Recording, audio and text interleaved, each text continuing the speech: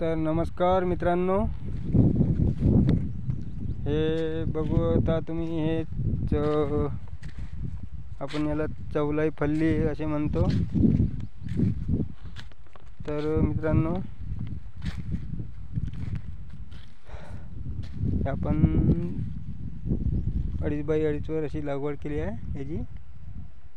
आणि आपला प्लॉट 12 वर आत्ता येऊन राहिलेला आहे।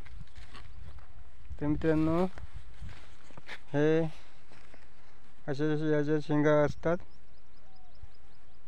तर मित्रांनो,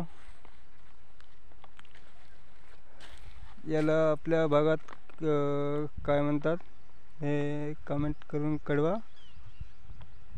आणि आपला प्लॉट कसा वाटला ते बी कळवा।